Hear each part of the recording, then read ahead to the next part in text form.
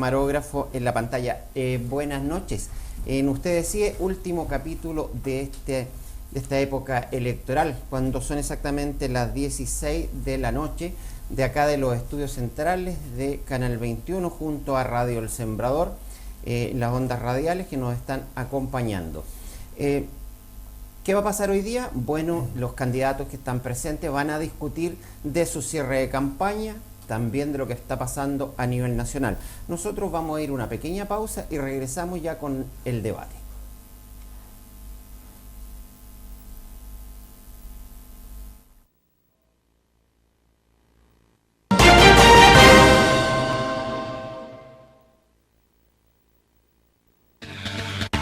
Ya estamos de vuelta a esta pequeña pausa de aquí en los estudios centrales de Canal 21, jueves en la noche. Vamos a partir presentando a nuestros invitados que ya forman casi parte de nuestra casa, ¿cierto? Doña Margarita Letelier, candidata a diputada por la UDI. Justamente. Buenas noches. Sí, muy buenas noches. Muchas gracias, Claudio. Un agrado estar aquí. Y muy agradable a esta hora porque está más tranquilo. Está más tranquilo, sí, uno está más relajado ya parece. Obvio, ya se acabó la pega ya. Cristian Quirós, Partido País, candidato a diputado también, buenas noches. Hola Claudio, muy buenas noches, un agrado estar acá, saludar a todos los televidentes por los diferentes puntos, no solamente el Distrito 19, sino que el país, que por diferentes plataformas nos están siguiendo esta noche. Así es. Gustavo Sangüesa, de la UDI, también candidato a diputado, buenas noches, Gustavo. Buenas noches, Claudio, contento de estar acá con Margarita y con Cristian y terminando una etapa importante de este proceso, y la idea es que haya una gran participación el domingo, donde podamos elegir quiénes van a ser los representantes por los próximos 4 años. Y partamos con eso, se lo planteo inmediatamente. ¿Qué tan importante ven que la ciudadanía asista a votar este domingo? Bueno, muy importante, porque mientras más asistan, la votación, o sea, el candidato electo tiene un voto mayoritario, o sea, ¿no? que sea por más del 40-50% de la población, es importante. Porque si no, como que no hay compromiso, como que creo que el país necesita comprometerse. Los votantes necesitamos comprometernos. Así que es importante que vaya mucha gente y que el porcentaje por el cual sea electo el candidato sea alto. Y para el país, el Partido País, ¿es importante qué tanto la participación? ¿Han dimensionado eso ustedes? No, indudablemente. O sea, cuando hablamos de participación, hablamos de democracia, tiene varios componentes. Uno tiene que ver con la legitimidad. Vale decir que las autoridades que resultemos electas este domingo, presidentes, diputados, consejeros regionales, senadores en otras regiones, sean realmente representativos de una amplia mayoría, y también con los factores de corrección de las minorías. Lo peor que puede pasar en estos casos con una baja participación es que un grupo minoritario toma decisiones que no les afectan solo a este grupo minoritario, sino que nos afectan absolutamente a todos. Y por tanto uno de pronto se queja, ¿a quién se le ocurre hacer esta ley? Bueno, se le ocurre a las personas que eligieron a tales o cuales parlamentarios, y también a aquellos que no eligieron y que al no votar se dieron esta posibilidad de decisión a terceras personas. Por tanto es clave efectivamente las ideas que uno tiene, identificarlas en sus candidatos a diputados, diputadas, e ir a defenderlas con su voto. De lo contrario no tiene sentido. Gustavo, se ha dicho por varios analistas que si va menos gente a votar, Piñera sale favorecido. Incluso, entre más gente deje de ir a votar, más posibilidades hay que gane en primera vuelta. ¿Lo ven así ustedes de la U? Bueno, nosotros tenemos dos escenarios, uno es el escenario presidencial y el otro el parlamentario. En el escenario parlamentario, en la medida que vota menos gente, salen reelegidos los que están. Por lo tanto, aquí los tres somos nuevos aspirantes, y lo que estamos haciendo es convocar a que exista una gran participación ciudadana. Y lo otro entra en la política ficción, digo yo, porque nada te hace poder predecir recientemente que las personas que vayan a votar, en la medida que sean menos, van a votar solamente por un candidato. Yo creo que, como lo decía Cristian, la legitimidad de quienes resultan electos depende de que exista una gran participación.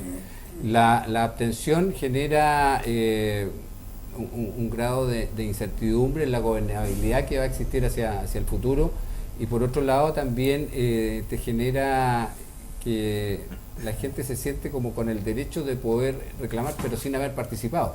En el fondo se les cede, yo le digo, es una manera de participar. La abstención también es una manera de participar, que tú le cedes el derecho a otra persona para que tome la decisión por ti. Después no hay que quejarse los otros 4 años. Así es. De decir, yo no quería a este candidato. Bueno, no Hoy si día, no fue a votar. hoy día me llegó un meme que decía, mejor voy a tomarme 2 horas en ir a votar y no 4 años en reclamar. En reclamar, sería bueno. Pero ya dejándonos un poco de lo que es la proyección, vamos un poco a algo más preciso. Primero contigo, Cristian, algo que me quedó dando vuelta del domingo pasado, cuando yo te preguntaba para qué Alejandro Navarro se presentaba a las elecciones, si estamos hablando que las encuestas más positivas para él le dan un 1%. Tú me dijiste, bueno, como todo candidato, para lograr la presidencia. Pero él mismo, empecé a revisar yo porque quedé con la duda, él mismo declaró que aspiraba a un 5%. O sea, ya de frentón no se está presentando para ser electo. Además, él dice que no va a abandonar la lucha, que después de esto va a seguir, incluso va a reintentar otra candidatura. O sea, ya se sabe de perdedor de antemano. Entonces, para que la ciudadanía entienda, ¿qué gana Navarro con presentarse si ya él mismo sabe y es consciente que no tiene ninguna posibilidad de pasar a segunda vuelta?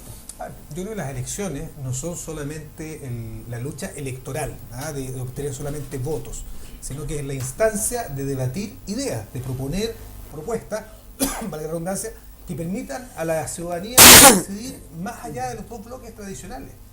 La primera vuelta hemos asumido como una suerte de primaria. Lamentablemente la izquierda, la centroizquierda, no contó con primaria en estas elecciones, y ahí está el propio Alejandro Navarro, Alejandro Guiller, Carolina Goy, Marco Enrique Ominami, Beatriz Sánchez. Claro, si hubiésemos tenido una primaria amplia, probablemente no sería candidato. No existió esa instancia y por tanto el electorado, la gente representada por el progresismo, por la izquierda, la centroizquierda, tiene una suerte de primaria este domingo 19 de noviembre. Y Claudio, no te quepa ninguna duda, que en la segunda vuelta vamos a estar todos detrás del candidato o candidata que pase a la segunda vuelta, pero sobre la base de un acuerdo programático. Nosotros particularmente, que hemos dicho, tenemos un principio, una idea que es intransable para apoyar la segunda vuelta, y que es el término de las AFP. Candidato o candidata que pase la segunda vuelta y se comprometa con pensiones dignas, pensiones justas y no miserables, como las que hoy día conocemos en nuestro país, particularmente en Ñuble, va a contar con nuestro apoyo. Y esa iniciativa es una de las principales banderas que Navarro ha podido impulsar, sin ir más lejos, en el último debate presidencial organizado por Anatel, quien llevó el tema y convocó a los demás candidatos presidenciales a discutir y referirse sobre su posición frente al sistema de pensiones, fue el propio Navarro. Por tanto, cuando tú me preguntas cuál es el objetivo, bueno, ahí ya se aportó un tema concreto que es tremendamente positivo para nuestra ciudadanía, que yo espero que efectivamente, que pase la segunda vuelta, reciba este testimonio y lo pueda impulsar. Mira, tengo una pregunta de encargo para ti, Cristian. Un concejal que me dijo, pucha, no digas mi nombre en pantalla, me dijo, hazle por favor esta pregunta a Cristian Quirós. Tú eras socialista. Navarro dejó de ser socialista, Cristian Quirós también fue independiente. Después Navarro al MAS, Cristian Quirós al MAS. Después se sale Navarro, se sale Cristian Quirós. Después al Partido País, también Cristian Quirós. ¿Hay alguna identidad propia de Cristian Quirós? Mira, la verdad que es bien, yo diría que los proyectos colectivos convocan a mucha gente, porque es una caricatura nombrar a 2 personajes. La verdad que somos miles. Cuando renunciamos al Partido Socialista y hago una aclaración, claro, yo jamás he dejado de ser socialista. Yo sigo siendo socialista. Lo que pasa es que en un momento determinado hay una crisis como muchas otras que ha vivido... Pero ahora estás en otro partido, ya no perteneces a ese partido. A lo largo de la historia, eso los militares en un partido no te hace partícipe o no de ciertas ideas. O sea, el Partido Socialista, digámoslo con franqueza, hoy día es accionista de Aguas Andinas, las autopistas, tiene acciones en Soquimich. Créeme que los viejos socialistas que nos están escuchando saben que ese no es el PS ni las ideas que abrazamos en su oportunidad. Entonces, en ese momento renunciamos muchos.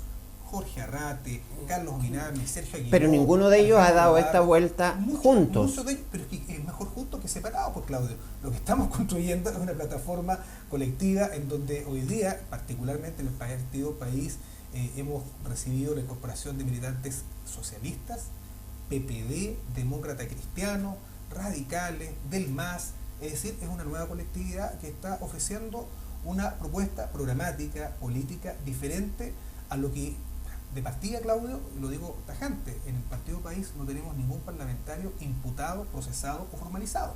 Son muy pocos los partidos hoy día que pueden sostener con esta claridad que sus militantes no están con líos con la justicia. A nosotros nos enorgullece. Entonces yo quisiera saber si el concejal que hace la pregunta puede decir lo mismo con la misma claridad. Y me atrevería a apostar 10-1 que sus líderes, más de algunos están procesados. Parece que no, parece que no. O firmando la salida de Ari, no sé cómo se Y lo último que me queda sobre Navarro, Cristian, fue transversal la crítica que se le hizo, y diría yo muy dura, sobre el famoso episodio de arrojarle monedas al expresidente Piñera. ¿Cómo ves tú ese capítulo? Él dice, yo no lo volvería a hacer o lo pensaría de nuevo. ¿Cómo ves tú ese capítulo? Mira, yo lo primero que quisiera centrar la discusión en lo que la propuesta como diputado tengo para Ñuble, para Yumbel y Cabrero, no, más que es hablar, que, porque espérame, es que te guste ahora, o no, vas a ser diputado de la República, vas a tener que legislar desde Arica a Punta Arenas. Para allá voy. Entonces, quisiera hablar de la propuesta que tengo como candidato a diputado. Vamos a tener tiempo. No soy vocero de un candidato presidencial. Eso sería bueno preguntárselo a él. Segundo, pero tu opinión, yo te estoy preguntando tu opinión. Por eso, no comparto ninguna forma de violencia en la política. Ninguna. Ni solo en la política, en otros ámbitos tampoco. O sea, si tú me preguntas, yo no comparto, no lo habría hecho. Creo que no es la forma que particularmente quienes aspiramos a cargo de representación popular, debemos siempre tener la fuerza de las ideas y poder discutirla con altura de miras, siempre con respeto. No obstante, no solo cuestiones ese hecho, sino que voy al fondo del tema, y que se refleja en que la inequidad que ha existido precisamente en el financiamiento, en el acceso a la política, no solo los presidenciales, Claudio, también en los diputados. Yo digo, mira, habemos 29 candidatos y candidatas a diputados por el distrito 19. ¿Cuántas palomas se vieron en la calle? ¿De cuántos candidatos? ¿7, 8 candidatos a diputados? ¿Cuántos spots radiales de los candidatos a diputados? 7 u 8. Y el resto, los otros 20 candidatos, no tuvieron acceso a crédito, no tienen la posibilidad de endeudarse, y por tanto, la pero política eso fue no un poco, es es culpa pareja. de los que ya son electos, porque ellos hicieron esa ley. O sea, de ser casi un libertinaje de financiamiento, pasó a ser peor que un convento. O sea, se fueron al otro extremo. O sea, invisibilizaron una contienda que debió haber sido con ideas, debió haber sido planteada a la ciudadanía, pero los hace invisibles a muchos. Absolutamente. Y por eso que voy al tema del fondo. Y yo espero, de verdad, Claudio, ser diputado, no solo para modificar esa ley, sino que fundamentalmente, porque esa es la causa. Cuando hablamos de muchas leyes, mira, hacíamos alusión hace algunos días a la colusión de los supermercados, de los pollos, de los detergentes, los pañales, hasta el papel higiénico. Es decir, ¿qué permite esa colusión? Estos mismos parlamentarios que son muchas veces financiados por estas empresas. Entonces, la pregunta que uno se hace, ¿el parlamentario, el diputado que usted elija, va a ir a defender los intereses de este pequeño grupo de abusadores o va a ir a defender a la ciudadanía? Mi postura, la digo fuerte y clara, es defender a la gente de Ñuble, de Yumbel y de Cabrera. Para eso vamos a legislar. Gracias, Cristian. Por el otro lado, Sebastián Piñera siempre ha tenido un flanco abierto, que es sus ingresos, o más que nada el manejo de su economía. Ahora ha estado muy en la palestra lo que son las empresas zombies, en el cual uno está involucrado, él todavía en una, que no se ha separado completamente. ¿Los afecta a ustedes? ¿Cómo ven que eso...? Porque al parecer, en la encuesta, cualquier cosa que se diga de Piñera le resbala, porque es el único candidato que en todos los atributos está casi al tope. Entonces, pero a ustedes como representantes en esta nueva región del piñerismo, ¿qué tanto les puede afectar este manejo a veces algo errático, por decirlo menos, de sus finanzas? No sé quién quiere. Yo creo que hoy día la necesidad de la gente de tener un gobierno que le dé tranquilidad, que le dé estabilidad al país, a nosotros, por lo menos a mí, yo no he sentido ningún tipo de presión por la situación que tú estás mencionando. O sea, yo creo que la gente está mirando por sobre ese tipo de cosas, porque necesitamos darle un vuelco al país, necesitamos tener un país pujante que vaya creciendo. Hay mucha escasez de trabajo, hay muchas necesidades hoy día de las cosas inmediatas. Si la gente escasea el trabajo y ya miran con otros ojos. Entonces creo que eso hoy día es prioridad, y por eso la gente va a votar por Piñera porque creen que la necesidad de ellos, tú sabes, el trabajo es certeza, es tranquilidad. Tranquilidad. Gustavo, déjame agregarle a la pregunta, ¿no es bueno, más allá del término y de lo que es legal, no es bueno además que los candidatos, no solamente presidenciales, sino que nos quieren representar, también cumplan estándares éticos mínimos? Pasa que el ataque al presidente Piñera se convirtió en un deporte nacional. Otros 7 candidatos, 6 en realidad, se han dedicado solamente a hablar del presidente Piñera. Los medios de comunicación también han tenido un rol que deja mucho que desear, porque hay mucha acusación que después finalmente se diluye, no queda nada, y creo que la ciudadanía se ha dado cuenta de que hay una persona que tiene las capacidades, demostró como presidente que puede sacar adelante nuestro país, y ese es el principal objetivo. O sea, estamos después de 3 años y medio donde el país ha ido en una caída libre y se necesita alguien que lo vuelva a levantar. Ya lo hicimos en el periodo anterior y eso es lo que buscamos. Este gobierno ha tenido mucho, su eje principal ha sido muy ideológico y no se ha preocupado de los problemas reales de las personas, de los que lo aquejan en el día a día, de esas angustias que tienes al levantarte y que muchas veces te siguen al acostarte. Entonces, estamos de acuerdo, pero yo te estaba haciendo una pregunta más precisa sobre los estándares éticos que debe tener un candidato. El presidente Piñera, por ejemplo, en la ley del fideicomiso, que no estaba cuando él asumió como presidente, que se creó después, y que además dejó muchos flancos abiertos, y él fue incluso más allá de lo que le establece la ley por una convicción personal, porque dijo, como se convirtió en deporte nacional atacarme por la cantidad de dinero que tiene, en fondo fue más allá, pero aún así se le critica, pero ¿por qué el hijo que no tiene nada que ver de acuerdo a lo que... Perdón, pero lo de la empresa zombie no es algo así superficial y no es algo irreal tampoco. O sea, es real que él participó en la compra de una que es emblemática empresa zombie. Para que la gente de la casa no entienda, son empresas que tienen una marca, pueden tener años, pero y hay un root, pero aparte de eso no tienen nada más. Se hace habitualmente para poder no evadir impuestos, pero sí a través de otras empresas traspasar la carga tributaria. Tú ibas a agregar algo. Decir que Gustavo dice que se ha hecho un deporte nacional criticar al presidente Piñera, dice él, por su dinero. Yo creo que acá nadie critica a Sebastián Piñera porque tenga dinero. O sea, ¿quién se puede molestar porque a alguien le vaya bien en la vida?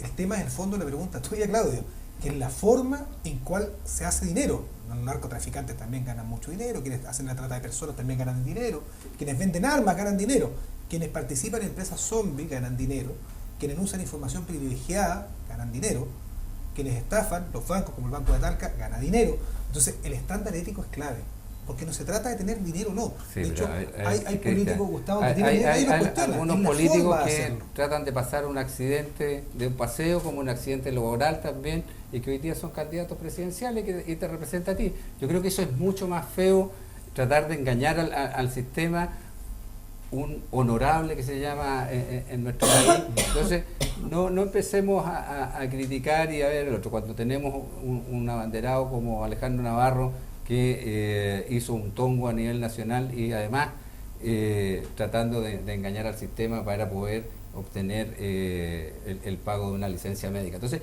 creo que cuando hablamos de estándares éticos hay que ser muy cuidadoso, porque hablamos de estándares éticos, pero cuando llega la hora de los que hubo, no tenemos, parece, la misma vara para todos.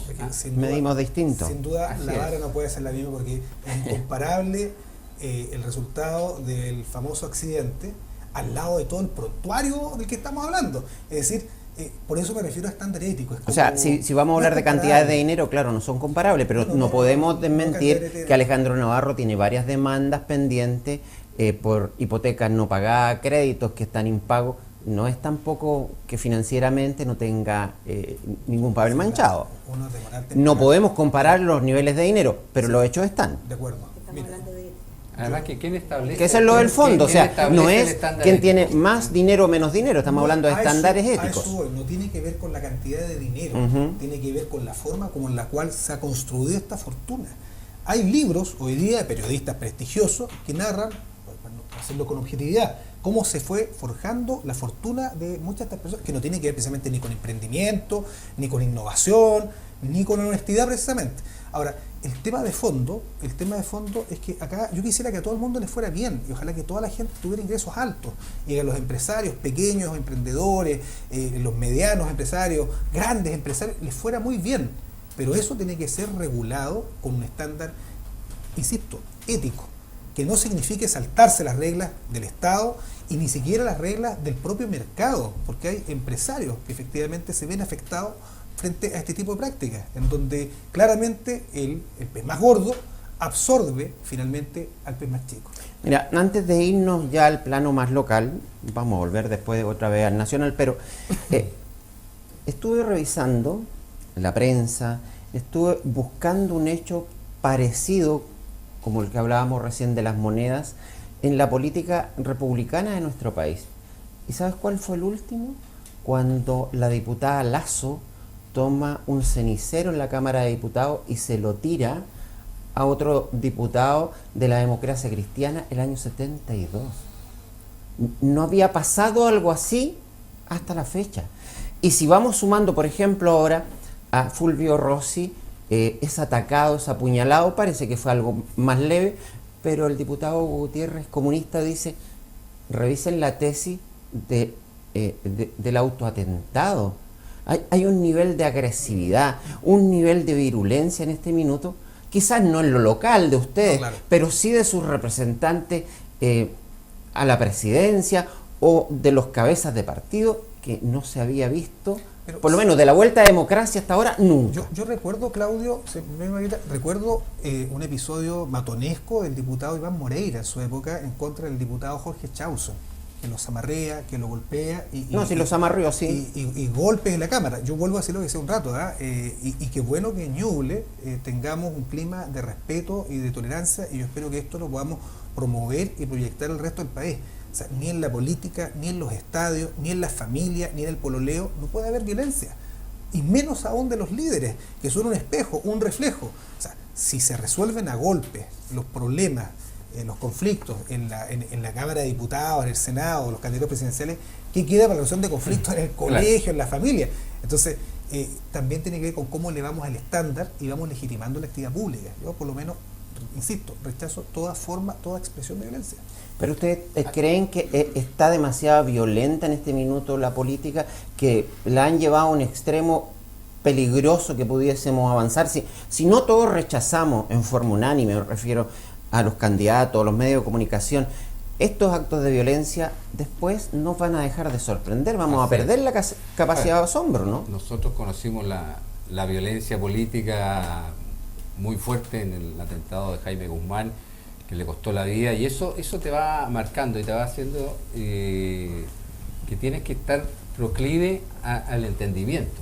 Yo rechazo absolutamente, independiente de las diferencias políticas que tengamos con Fulvio Rossi, un atentado de esa naturaleza. Ahora, ponerlo en duda por una cuestión de competitividad electoral, creo que habla muy mal del diputado Gutiérrez, no solamente en ese accionar, no voy a entrar en detalle de todas las otras acciones que ha tenido que dejan mucho que desear, pero creo que en esto, en lo puntual, cuando se agrede a una persona, independiente de que podamos tener diferencias, habla muy mal de él como persona.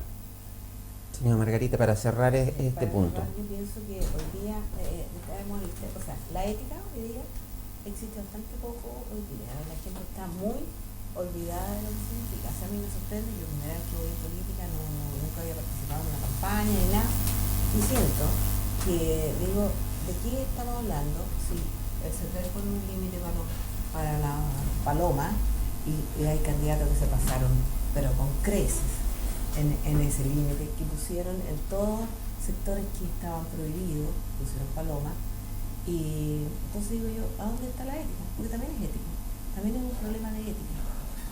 También creo que la ética se mide a todo nivel, con detalles pequeños y con grandes detalles. O sea, yo creo que hoy día a todo nivel estamos fallando.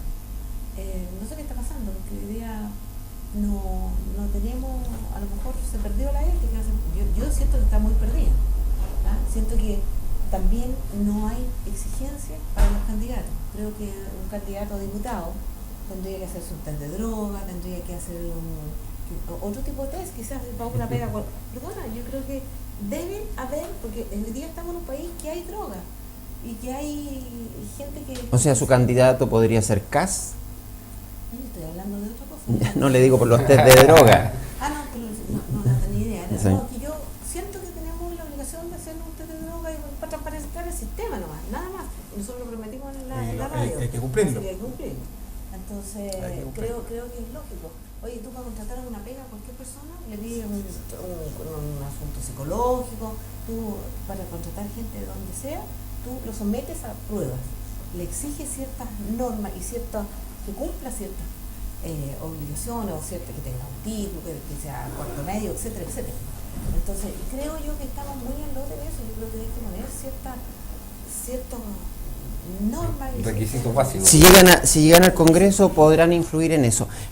Nosotros queremos seguir influyendo sobre todo en que usted vaya a votar. Por eso cuando regresemos vamos a seguir conociendo a estos tres candidatos, lo que piensan ahora a nivel local, así que no se separe de nosotros por Radio El Sembrador y Canal 21, ya regresamos.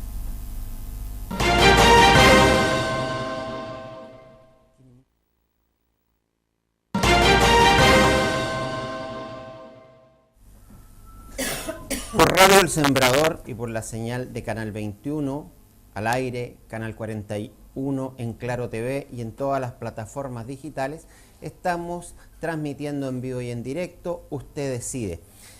Les habíamos dicho antes de la pausa que íbamos a hablar ya algo de materia más local.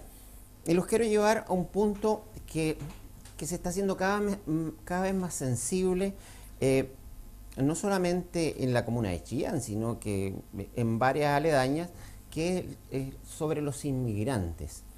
Y los quiero llevar, no quiero decir que todos los inmigrantes están metidos en problemas, pero los quiero llevar a un caso particular. Nosotros como canal hemos detectado que está operando una banda de colombianos, sobre todo en el sector del Persa, San Rafael y del Mercado, con los famosos micropréstamos.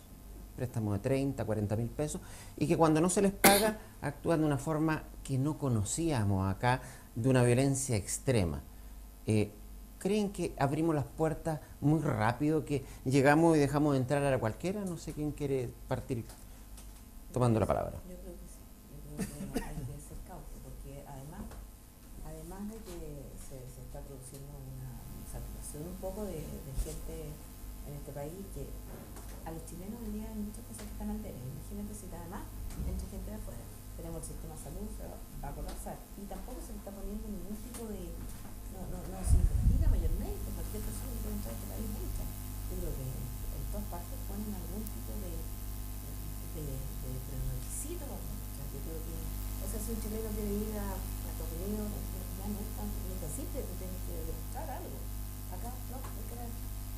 Entonces, creo que hay que fiscalizar, hay que tener más trabas. Yo creo que no podemos dejar que nuestro país se llene de gente.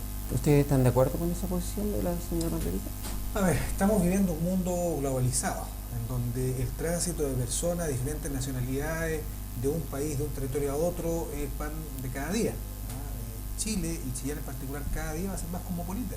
Y eso yo creo que es un aporte a nuestra cultura, al desarrollo, incluso el ámbito económico, la gastronomía, etcétera.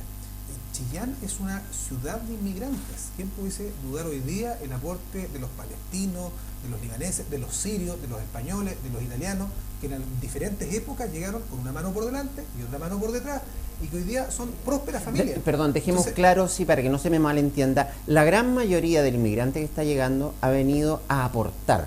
Así es. Yo hablo de estos casos específicos, que son muy pocos afortunadamente todavía. ¿Qué hacer con ellos? A eso voy yo. Cuando hablamos de inmigrantes, bienvenidos todos quienes vienen a aportar, técnicos, profesionales, artistas, qué bueno que vengan, Otra cosa es la delincuencia, en donde debemos no solamente ser más eficientes en la prevención, en la investigación, sino que también en la sanción de los delitos, sean delincuentes extranjeros o nacionales. Pero yo siento que hoy día la Fiscalía está en deuda.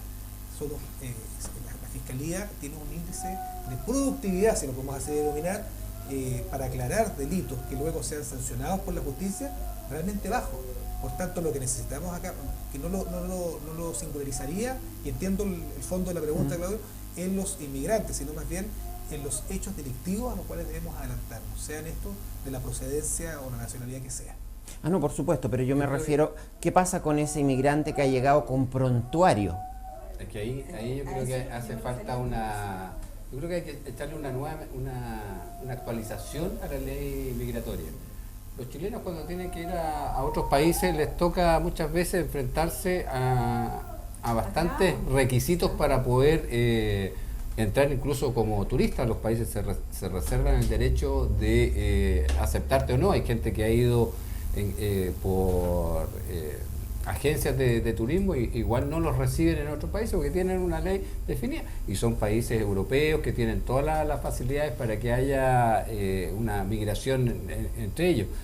Nosotros tenemos una ley que está muy obsoleta de muchos años atrás, y tenemos que efectivamente establecer ciertos requisitos que permitan eventualmente a las autoridades en los puntos de acceso poder reservarse el derecho de permitir el ingreso o no. Como lo decías tú, las personas que tienen un prontuario, bueno, recién le pasó al boxeador Tyson que no se le permitió el ingreso precisamente por tener... Estaban notificados Interpol Internacional. Exactamente. Entonces, pero tenemos eso que perfeccionarlo. Aquí alguien abrió la puerta o se puso de moda en nuestro país para traer personas, porque también tenemos que preocuparnos de qué pasa con esas personas en nuestro país. Porque estamos viendo que también están viviendo en ciertos yetos en condiciones que son bastante inhumanas. Entonces, si vamos a recibir gente, tenemos que recibirlos bien. Pero también, y yo siempre he sido de la idea que la calidad empieza por casa. En la medida que nosotros a nuestros conciudadanos les permitimos tener una mejor calidad de vida, bienvenidos sean aquellos extranjeros que vengan a aportar. Hay una gran cantidad de profesionales que están llegando que también pueden estar en áreas donde nosotros tenemos un déficit importante. Entonces, no es llegar y discriminar arbitrariamente. Yo creo que aquí hay que regular de manera adecuada a los tiempos en que estamos viviendo. De todas maneras, vuelvo a hacer la aclaración, por de pronto Canal 21 tiene dentro de sus colaboradores una venezolana, una profesional muy destacada, y tenemos bastantes amigos al respecto. O sea, no se trata de marginar ni estigmatizar, sino qué hacer con esos casos en particulares. Vamos a otra cosa, de un tema bastante sensible que involucra no solamente también a Chillán, sino que en este caso yo creo que a la región completa, la cárcel de Chillán.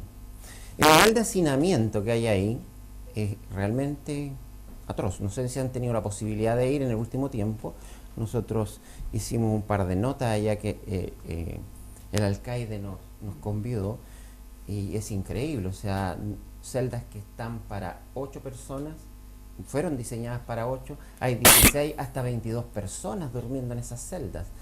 Pero nadie quiere recibir la cárcel en su comuna.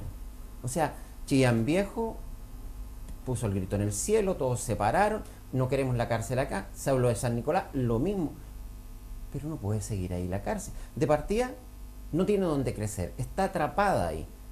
Y es completamente inhumano. ¿Tienen algo ustedes que puedan proponer con este tema tan sensible? Yo creo que hay que asumir primero la responsabilidad que nos corresponde a Chillán como la capital de la región de Ñuble. Se necesita un centro de reclusión que permita también que las personas se logren reinsertar. Como decías tú, en esas condiciones de hacinamiento, en el fondo, esas personas en el minuto que quedan en libertad salen con mucha más rabia a todo el resto de la sociedad, producto de lo que les tocó vivir. Entonces, tenemos que asumir una responsabilidad, y esa responsabilidad implica tomar una decisión. donde tú vayas a establecer el futuro emplazamiento, normalmente va a haber cuestionamientos que te generan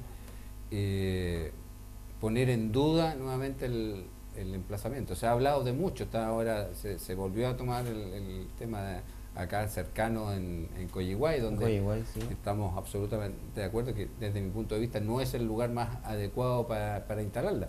Pero aquí hay que ver primero cuáles son los aspectos técnicos, y en eso tiene que Gendarmería establecer cuál va a ser el criterio para este centro penitenciario, porque hay temas de accesibilidad, hay temas de seguridad, hay temas de abastecimiento. Entonces hay una serie de elementos a considerar al momento de tomar la decisión.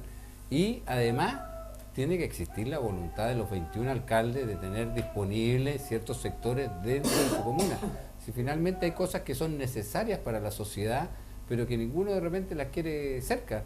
Cuando se habla de dónde se va a instalar un vertedero, Sí, pero tienes Gustavo, el mismo rechazo, coloquialmente pero te todos podría sacamos decir, basura. ¿y quién recibe el muerto? ¿Ah? Nadie quiere recibir el muerto. Por eso es que los 21 alcaldes de la región de Ñuble tienen que sentarse a conversar, y ahí hay también una Las veces que responsabilidad. desde el gobierno central se han propuesto ciertos lugares, inmediatamente ese alcalde y la comunidad entera sale a decir que no. Es que lo primero, por eso, Si seguimos así, lo que se no le vamos a es que solucionar hay nunca. una falta de liderazgo importante. Hoy día hay una delegada presidencial que tiene que instalar la región de Ñuble. O sea, lo que yo haría es convocar a los 21 alcaldes de Ñuble y decirle, en su comuna, ¿qué sector estaría de ¿tú acuerdo crees que a su va a haber un consejo alcalde, municipal? señora Margarita, Pero- que diga, yo quiero que en mi comuna No, llegue ¿qué la cárcel? alcalde o sea, ¿qué territorio de su comuna se podría eventualmente instalar la cárcel? Seguramente yo como alcalde diría, no, ninguno. Ya hasta ahí no me llegamos. Y ahí es donde tienen que llegar a un acuerdo, porque es una realidad que tenemos, que no puede seguir en la cárcel aquí y que realmente hay que darle otras condiciones. Yo he visto los alcaldes, yo he ido a una cárcel que hay en el campo y que realmente es un ejemplo, la gente es otra. Yo creo que ahí sí la gente tiene la posibilidad de mejorar su vida, no de seguir empeorando. Yo creo que estamos en una zona agrícola, pero que se puede hacer algo, que la gente pueda trabajar en el campo. Indudablemente que hay que seleccionar, que no todos pueden estar ahí, pero sí se puede hacer cosas que a lo mejor le cambie la calidad de vida. Yo creo que concuerdo con lo que dice Gustavo, tiene que nacer desde dentro. Si nosotros somos región, y como región yo creo que nosotros tenemos que tomar la solución de esto y que se defina dentro de las comunas de la región. Y no esperar que en la Y no de esperar Santiago que la nuevamente nos digan, aquí se va a instalar la... Queremos Claro, pero El tema, Claudio, y efectivamente la discusión respecto de la ubicación de la cárcel de Chillán venía de antes del terremoto. por supuesto. De antes del terremoto.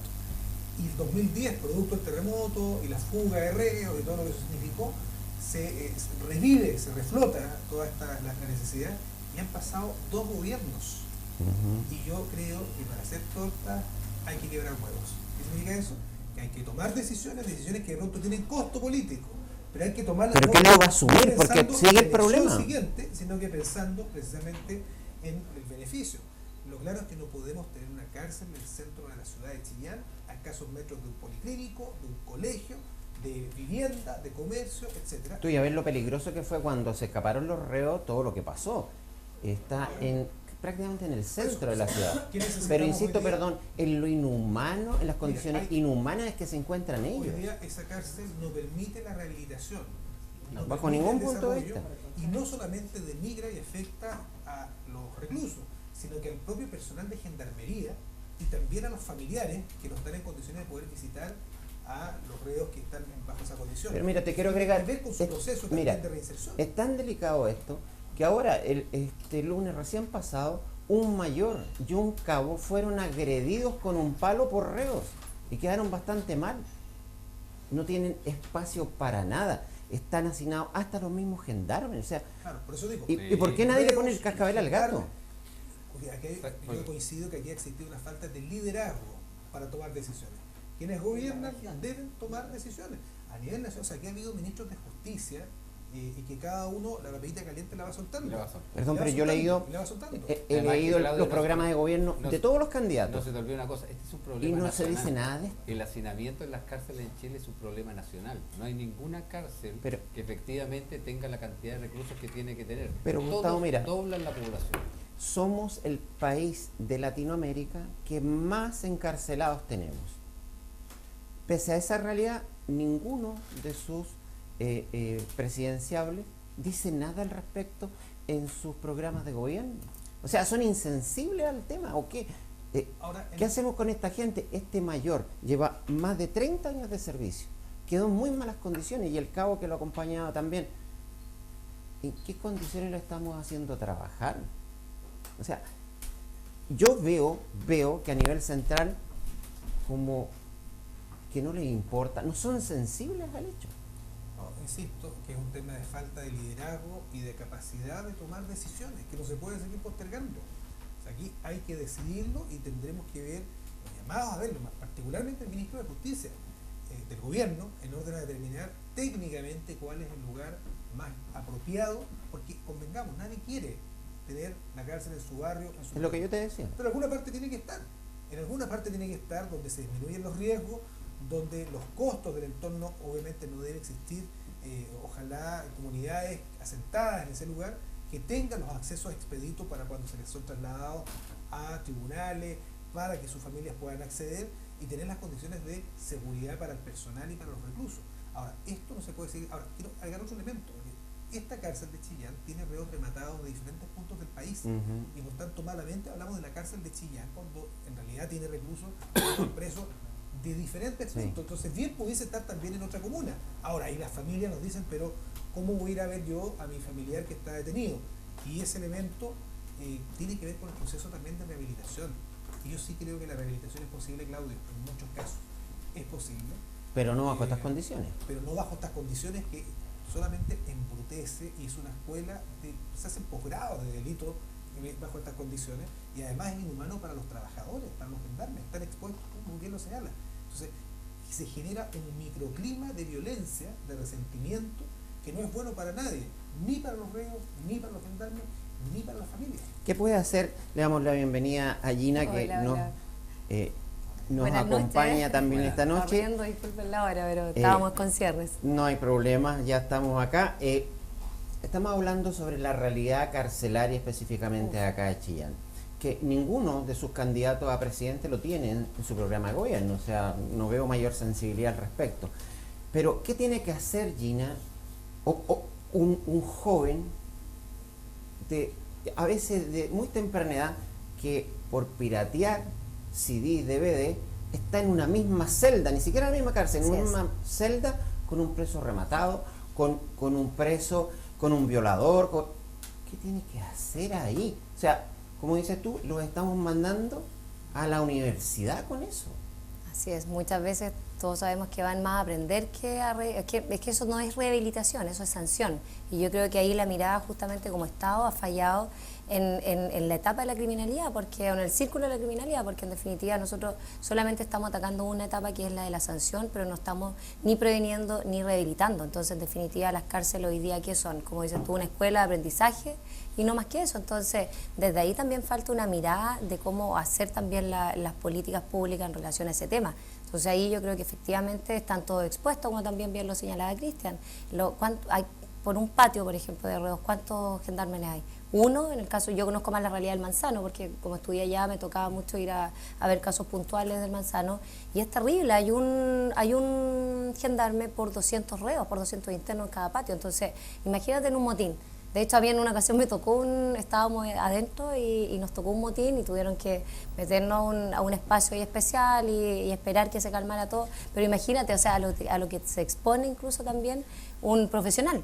Mira, una fuente dentro de la cárcel en esta visita que me pidió también no revelara su nombre, me decía, es sobrecogedor escuchar en las noches cuando llegaba un jovencito cómo gritan en la noche tras ser violado una y otra vez. Nosotros no podemos hacer nada, porque si entramos, no salimos.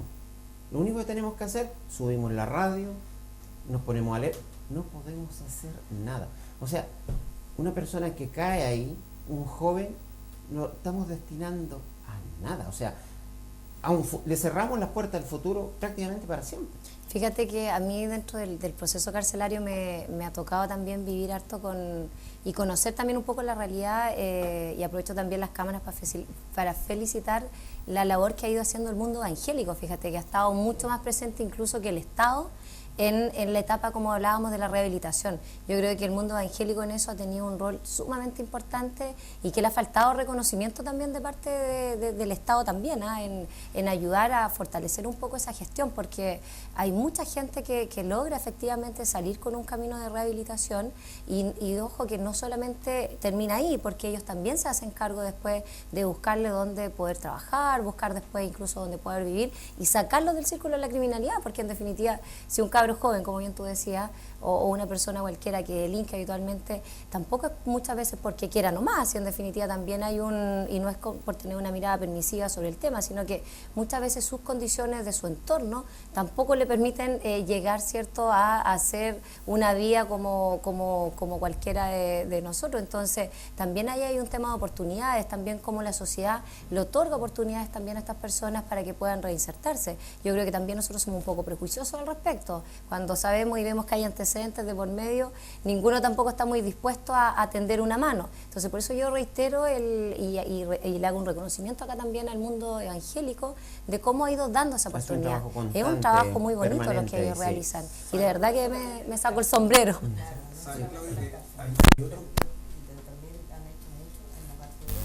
Además, por supuesto. Vamos a tocar ese tema justamente un poco más adelante. Volviendo al tema de las cárceles, fíjate que yo creo que hay otro elemento que dice en relación con qué penas, frente a qué delitos son los que van a la cárcel. Porque hoy día, sin ir más lejos, en Antofagasta, un tribunal condenó a 2 años de cárcel a una chica de 32 años que vendía discos de música pirata. A 2 años de cárcel. Entonces, la pregunta es, ¿en qué va a contribuir privar de libertad a una mujer de 32 años por cometer el horrendo crimen de vender discos de música pirata? Entonces, vamos generando un hacinamiento, insisto. Hay algo que nuestro país no ha desarrollado,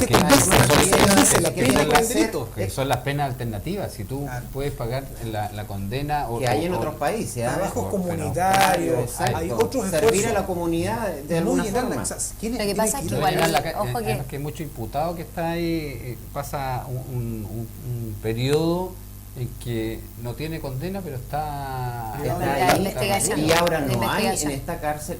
Antiguamente, no sé si ustedes saben, antiguamente la persona que por un accidente de tránsito, por una deuda económica, caía en la cárcel, había un sector donde podía estar. Ahora no, ahora está con todos los otros reos. O sea, peor se hace el tema. Sí. Pero bueno, este tema da para mucho más, y a mí se los quise traer porque llama mucho la atención que sus presidenciables no lo tengan en su programa de gobierno. De verdad me chocó eso. Para cerrar el tema. Sí, para cerrar el tema, lo que iba a decir. Lo que pasa es que el derecho también es es uno de los elementos que también permiten movilidad social. O sea, si tú te das cuenta, también acá hay un tema que tiene también que ver con el castigo de cómo uno nace desde la cuna, pues, porque al final, hoy día, los crímenes de cuello y corbata no tienen ninguna sanción. La gente que hoy día le ha robado al Estado, a la tributación que todos nosotros, cierto, estamos siempre dando, hoy día salen sin penas ni gloria. Y eso es porque también hay un castigo a la cuna, dentro de las tremendas desigualdades que este país también ha ido teniendo. Entonces, hoy día, sin ir más lejos, cuando tú robas un celular con violencia, es mucho más gravoso que una persona que mata a alguien. Entonces, eso también tiene que ver con una concepción de modelo que también hemos ido desarrollando y que yo creo que también es imperioso poder cambiar. Y es una de las motivaciones que yo tengo por estar aquí hoy día también postulando, porque eso es gravísimo a mi parecer. La mirada que hemos tenido sigamos en nuestra región. Hay un tema que nos preocupa a todos y que debiera ser tema de ustedes. Se habla mucho de la regionalización, se habla mucho de descentralizar, pero habitualmente se centraliza más y más. No es difícil imaginar que con esta nueva región se tienda a centralizar todo acá en Chillán, que las seremías estén todas acá, que para resolver cualquier cosa la gente tenga que trasladarse acá y que al final las gobernaturas que quedaron en las 3 comunas que ya conocemos pasen a ser un mero trámite. Esto pasó con Claro. Bulnes, que estuvimos a puertas que con Grita estuvimos ahí en Claro, una entonces, reunión en Bulnes ¿cómo por lo ustedes, mismo. qué pueden hacer o qué han planteado Mira, yo creo para que esto? vamos a la génesis del tema. El modelo centralista que ha imperado en Chile durante décadas no dio resultados. Tenemos una desigualdad territorial, una desigualdad que se acrecienta en las zonas más extremas versus el centro del país, que es la región metropolitana, con acceso a medicina, a especialistas, a profesionales, a la investigación, la asignación de recursos públicos, la concentración de oferta privada, etc. Por tanto, ya el modelo centralista, yo creo que hoy día nadie lo pudiese defender. Y bajo esa perspectiva, que es lo que decimos, requerimos descentralizar las decisiones, pero esto supone no solamente traspasar administrativamente mayor poder a los gobiernos regionales, que es la regionalización, sino que también a los gobiernos municipales. Los municipios son la entidad pública más cerca de la ciudadanía y más capaz entonces, oportunamente, de responder a los problemas. Perdón, pero Lo cuando un ejemplifico alcalde... en lo siguiente, Claudio, cuando tenemos un problema con el transporte público en Chillán, el recorrido una villa nueva que necesita que los colectivos o la micro ingresen, no lo puede autorizar la dirección de tránsito el alcalde, tiene que autorizarlo el Seremi de Transporte en Concepción. Si uno se pregunta por qué. Créeme que yo estoy convencido que necesitamos traspasar competencias, atribuciones a los municipios, a los gobiernos regionales, de tal suerte que la mayor cantidad de recursos públicos se resuelvan más cerca de donde el problema se origina, y no con esta obesidad mórbida que el centralismo Pero exhibe hoy el día en centralismo Santiago. tiene una lógica, y la lógica es de mantener por el gobierno central Hay que sacarle el la gracia. poder. Por eso, la obesidad mórbida, señora bariátrica. Que le gustó el ejemplo a Margarita, la obesidad mórbida. Sí, hay algo de eso. Lo que decía, la idea del centralismo tiene una lógica del poder. Si yo como gobierno central descentralizo, pierdo poder. Así es. Por eso al final nadie ha hecho nada.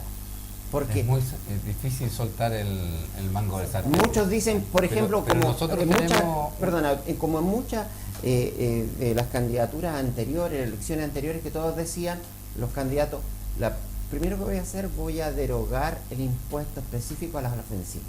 Pero al llegar al gobierno veían que no, porque si no iban a perder muchos ingresos, hasta ahí nomás quedaba. Hasta ahí llegamos. La regionalización, estando ahí se les olvida porque pierden poder.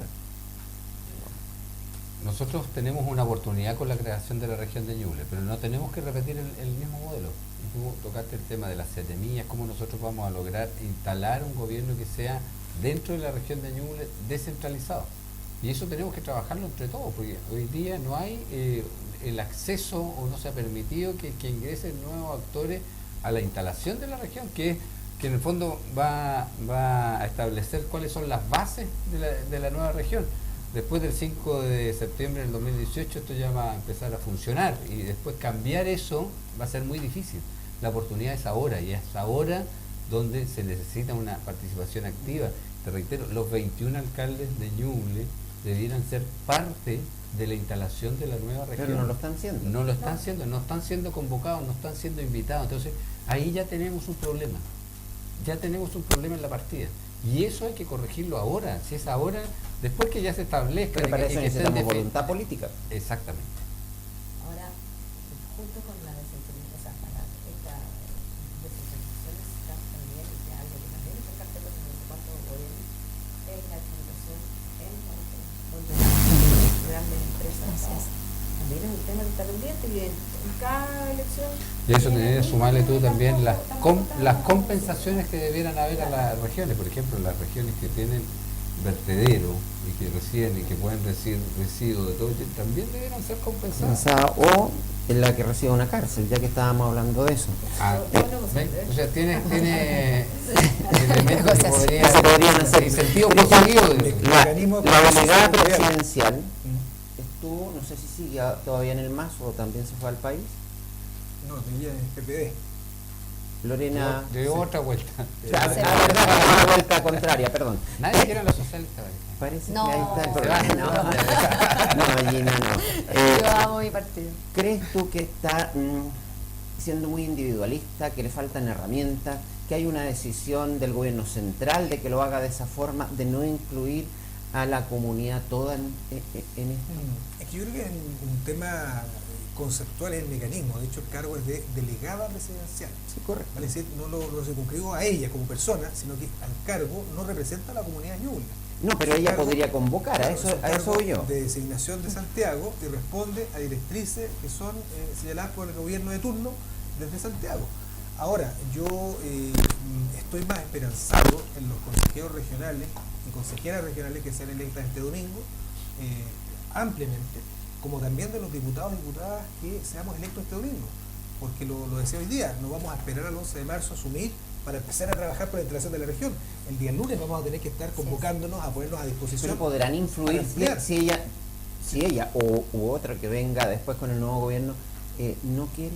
Es que es clave, ¿sabes tú? Que sería un profundo error ensimismarse y guardar la pelota para unos pocos. O sea, la construcción de la región nos convoca a todos, a moros y cristianos, a la gente de los diferentes partidos políticos, de las universidades, del sector privado, de los municipios, de las juntas de vecinos, etcétera, federaciones de estudiantes. Es decir, la construcción de la región, nadie sobra, por el contrario. Entonces yo creo que es un error. Ahora, ojo, hay dos procesos que son parecidos pero que no son lo mismo. Uno tiene que ver con la instalación de la región, que es un tema más bien de corte administrativo, buscar los edificios, los inmuebles, el personal que va a ser contratado, y otro tiene que ver con el diseño de la región, la planificación estratégica de la región. Y eso no le corresponde a la delegada. La delegada está para la primera fase de instalación. Sí, correcto. La construcción de la región, ahí los nuevos consejeros y consejeras, los parlamentarios. Pero que es vital la instalación. Pero la instalación tiene que ir de acuerdo con la planificación, porque si tú defines, por ejemplo, toda la ceremonia aquí, después... Pero por eso digo que se va a centralizar. Es un proceso simultáneo, pero que tiene responsabilidades distintas. Lo único que vamos a hacer va a ser traer a Concepción más cerca ahora de San Fabián, pero siguen ellos mirando de lejos. Es lo que se dice en todos los foros, en todas partes. Una, tenemos que convocarnos a todos, y la otra, que no se ocurra lo mismo que Concepción. O sea, que en el fondo tengamos el espíritu de quizás y no se nos original en Concepción. Mira, y la Es que principal... aparte que la labor de los parlamentarios eso es fundamental, porque también tiene que ver con la mirada de país que tenemos, bien tú lo decías, en definitiva se replica en definitiva un modelo central que es seguir elaborando la política pública en cuatro paredes, en un escritorio en Santiago, y sin la participación o de la mano de la gente, que es lo que yo creo que la gente ya está aburrida y lo ha dicho por todas partes también. O sea, lo que queremos es incorporación, participación, y es lo que yo creo que hoy día sería, como dice Cristian, fatal no hacerlo. Tiene mucha razón en el sentido de que yo no veo a los actuales parlamentarios involucrados en esto. Exacto. No los veo participando, no los veo que estén efectivamente... ¿Será porque están preocupados de sus campañas o no es algo que les motive? Para hacer. Es que agrego otro elemento, porque de los cuatro hay uno que está desaforado, no me quedan más que tres. Y de los tres hay dos que no son disponibles, no me quedan más que uno. Claro, no son de acá. Entonces, ahora, yo creo que pasa un poco por ahí. ¿Qué creo yo? Que además que la ciudadanía sienta el proceso de instalación y de construcción de la región como propio, porque hay mucha gente que dice, claro, aquí va a haber más cargos para los políticos, los funcionarios públicos, los militantes de los partidos, pero ¿qué gana la ciudadanía? Y por tanto, en corto tiempo debemos ser capaces de mostrar que esto significa mayor inversión pública, mejor distribución de estos recursos, incentivar la llegada de inversión privada, generar empleo, generar progreso, mejorar la calidad de vida, y eso va a significar que efectivamente se legitime y se valide la idea de este proyecto. De No se nos debe olvidar que muchos, y creo yo que en forma bastante irresponsable, han creado falsas expectativas a la ciudadanía que esto va a ser un boom económico y de empleos, un poco menos que todo el mundo ahora vamos a cambiar nuestro estilo de vida. Y yo creo que a ustedes, si son electos, la ciudadanía les va a pasar la cuenta. Súper responsables y cautos en este tema. Exacto. Yo creo que lo que tú estás diciendo es lo que te estaba levantando la mano, porque hoy día hay una expectativa al respecto de la desmesurada, absolutamente desmesurada. O sea, vemos que todas las comunas que hoy día tienen baja empleabilidad, que están con problemas, no, con la región de Ñuble vamos a salir adelante. Y por eso es cierto que a nosotros nos da miedo eso, porque ya hemos andado en la calle y hemos tomado conciencia de lo desorientado que está el votante, que está la ciudadanía en general. Y la responsabilidad va a caer sobre los nuevos electos. O sea, la gente que hoy día sea elegida vamos a tener que tener sumamente mucho cuidado, porque van a tener toda la presión y todos los descargos sobre los que se elijan. Entonces, complicado. Gustavo, para cerrar ya el tema de la centralización. Y en el inicio vamos a tener una dependencia muy fuerte de la región del Biobío todavía, si en la medida que mientras nos instalen a nosotros, no, y mientras no tengamos proyectos en condiciones de ser financiados, que no estén con el RS que se llama, que es la sigla de rentabilidad social, y no puedan ser financiados, vamos a quedar de manos atadas, porque va a haber que esperar ese proceso para recién financiar proyectos. Por eso ahora el gobierno de la región del Biobío tiene que darnos la posibilidad de que efectivamente esos proyectos se puedan revisar antes del 5 de septiembre del 2018 y tener proyectos que estén en condiciones de ser financiados. Eso es un tema porque hay, revisando algunas campañas, sobre todo del Gran Concepción, los consejeros están hablando de ya que se están desligando y que no van a prácticamente tomar en cuenta a Ñuble, como que eso ya es problema de otro lado, así que ahí va a haber un problema. Vamos a seguir tratando problemas de la ciudad, nos vamos a ir ahora a una pequeña pausa por Radio El Sembrador en todas sus plataformas, igual que en Canal 21, Claro TV en el Canal 41. Ya volvemos.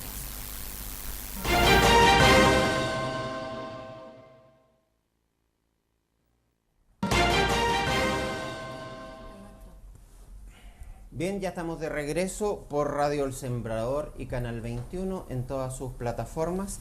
Nos puede seguir y acuérdese que también por el Canal 41 de Claro TV. Siguiendo con la conversación y con los temas ciudad. El narcotráfico, a veces creemos que nuestra región está un poco alejada de esos problemas, que nos está asolando mucho a la ciudadanía, pero a decir verdad, conversando con el subprefecto de investigaciones, no estamos tan lejos de eso. De hecho, ayer se incautó más de 1 kilo, casi 2 kilos de marihuana y hace muy poco también 2 kilos de éxtasis. ¿Se nos está viniendo el problema o seguimos mirando desde lejos? ¿Tienen algo ustedes que proponer al respecto? ¿Se debe modificar la ley? ¿Se debe dar más atribuciones, por ejemplo, a la Policía de Investigaciones? Que en el caso de acá de Chillán, le faltan medios. Yo creo que sí. Yo creo que yo lo que he visto, sobre todo, lo vi más fuerte en San Carlos, el tema de la droga, más fuerte que en Chillán. Pero hoy día ya está a todo nivel. O sea, me llamó la atención a mí, me sorprendió en los sectores rurales, que uno nunca había tenido problemas, jamás, y te hablan de balacera en sectores precordillera, en sectores que son poblaciones pequeñas, que eran ex-Cora, que ha llegado gente nueva, dicen las señoras, la gente ahí dice, ha llegado gente nueva y se agarran a balazos, y en la noche no dejan dormir, gritan y hacen todo tipo de estruendo. Entonces creo que ya estamos encima del problema, o sea, lo tenemos el problema encima. Creo que hay que tomar medidas antes que se...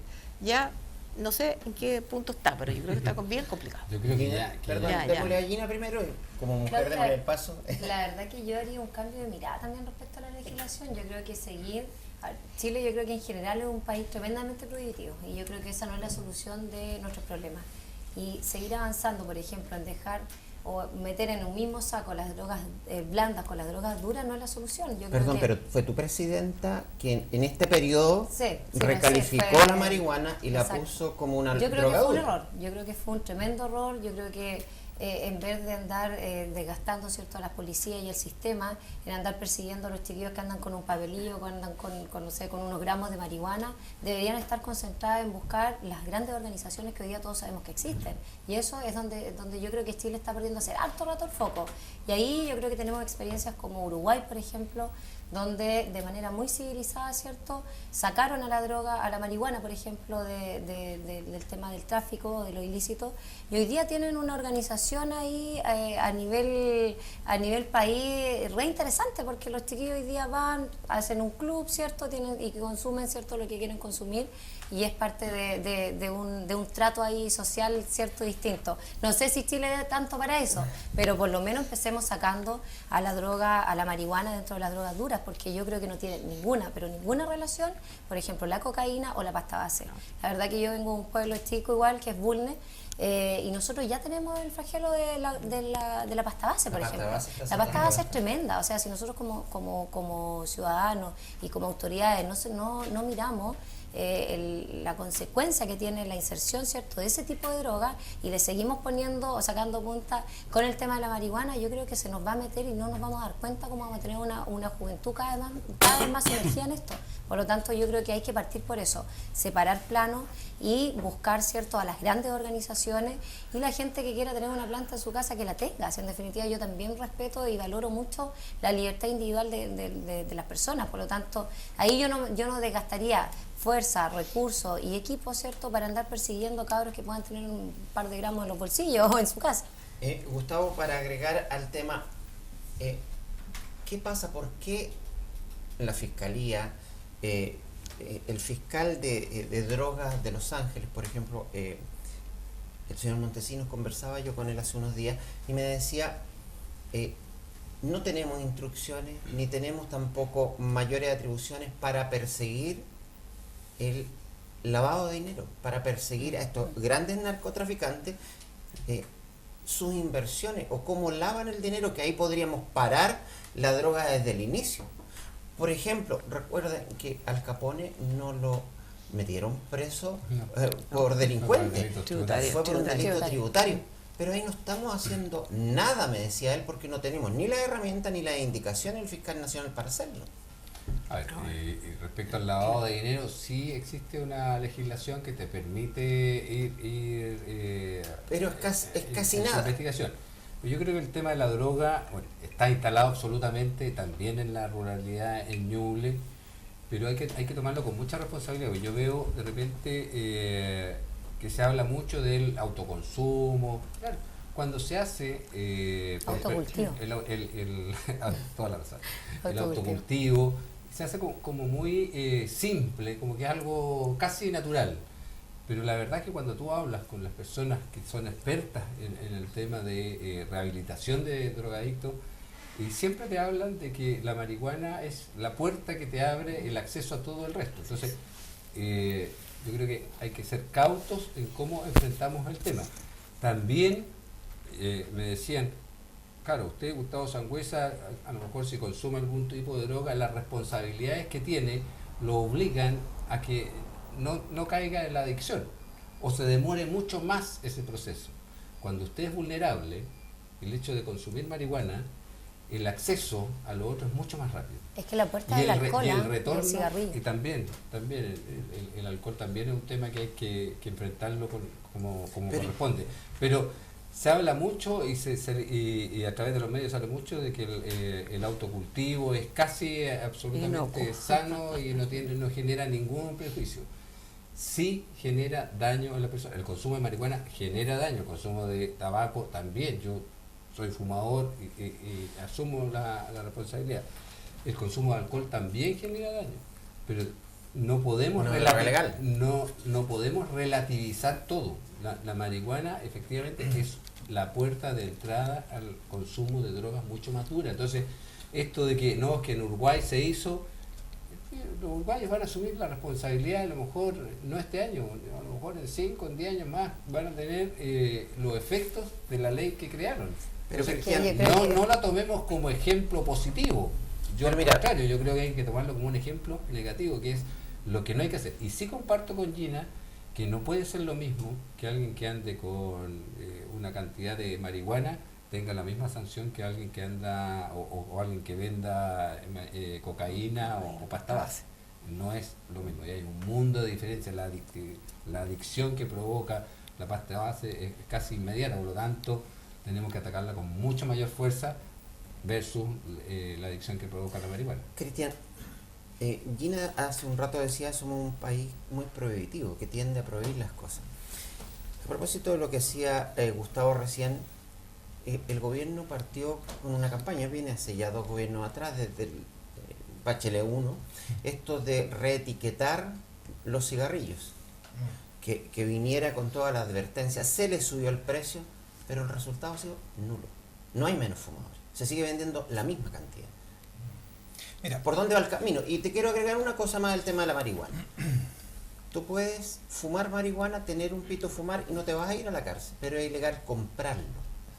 O sea, ¿cómo se hace entonces? Cielo. Es una cosa que lo hacemos, Juan, pero que lo hago aparecer de forma espontánea.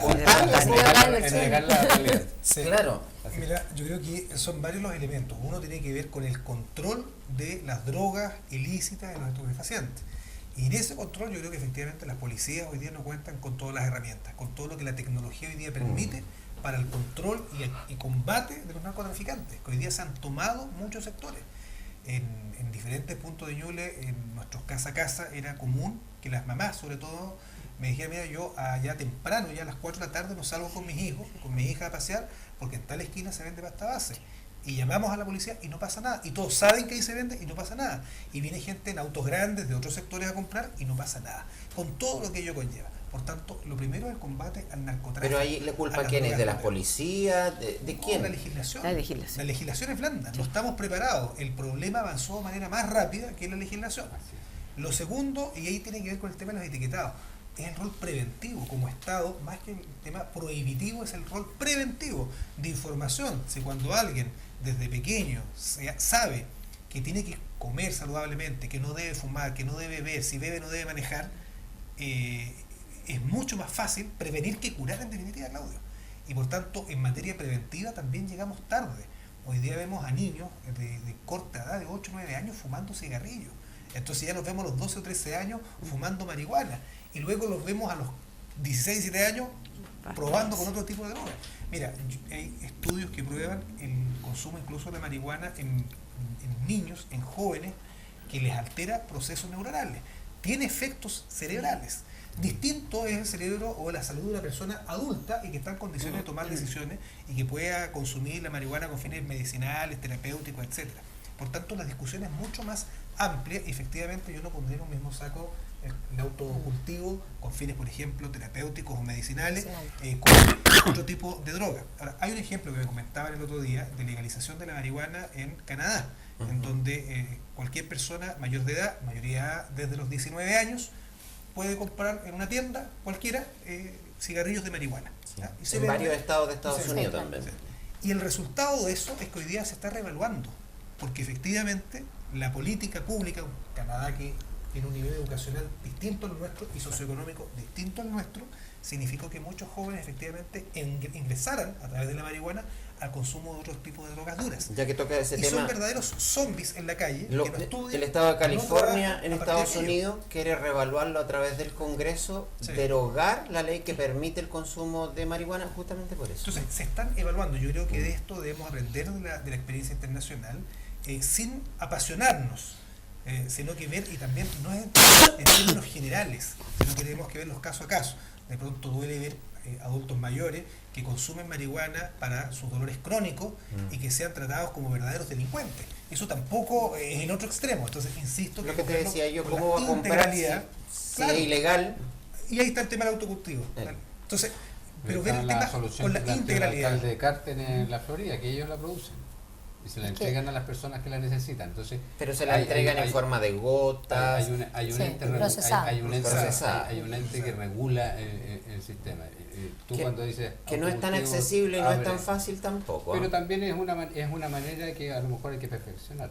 Claro. Es que yo creo que en general, Claudio, el tema de yo creo que aquí hay mucho también estigma respecto a la marihuana. Yo creo que desde chicos nos meten que la marihuana es la puerta de todas las drogas. Y en definitiva yo creo que el alcohol es una de las principales puertas para que los chiquillos empiecen a incursionar en una serie de cosas. El cigarrillo también, son drogas pero lícitas. En definitiva esa es la gran diferencia que tiene una con otra. De hecho está comprobado que el mismo tabaco es mucho más dañino que la marihuana. Y una serie de cosas más, el alcohol lo mismo. Entonces, en ese sentido yo creo que como todas las cosas, si no es que uno cuando habla de un tema va a llegar y se va a instalar sin ningún tipo de medida o sin ningún tipo de marco regulatorio. Entonces, en definitiva, tiene que ser abordado con una mirada de madurez.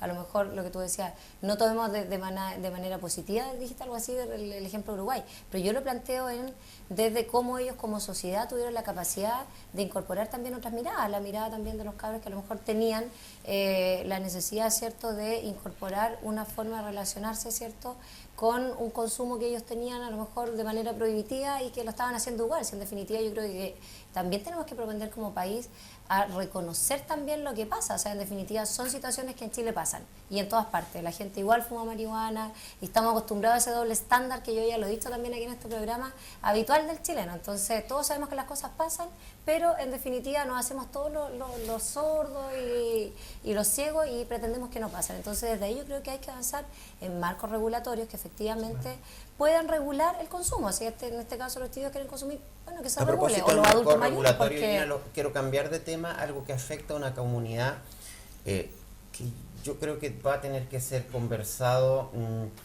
a nivel justamente del Congreso, que es con Copquecura y la salmonera. Hay un tema medioambiental bastante fuerte, que la comunidad está dividida. No toda la comunidad no la quiere y no toda la comunidad la quiere. Ven que hay una gran posibilidad de trabajo, pero ven también que se van a ver afectados todo lo que es el turismo y el medio ambiente. ¿Qué visión tienen ustedes de eso? Ahí hay un sesgo de pobreza tremendo, creo yo, con todos esos focos de contaminación. Llegan precisamente a los lugares donde no hay empleo.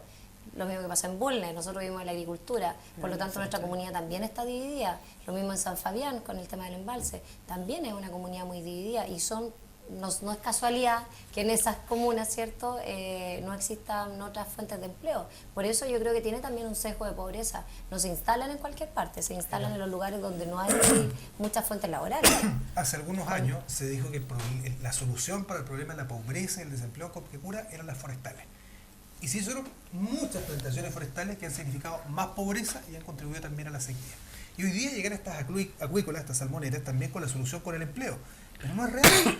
El riesgo que conlleva para la costa, no solo de Copquecura, porque este es solo el inicio, es contaminación y es afectar directamente la principal fuente productiva del sector, que es el turismo y la gastronomía a través de los pescadores artesanales. Perdón, pero de todas maneras, como dice Gina, el turismo y la pesca artesanal no es suficiente, una zona muy deprimida en lo laboral. Pero Copquecura pertenece a la zona de rezago al Valle Litata. Hay un conjunto de planes que en su momento junto a Gustavo promovimos también con inversiones públicas para generar empleo y desarrollo, que es un proceso largo en Copquecura.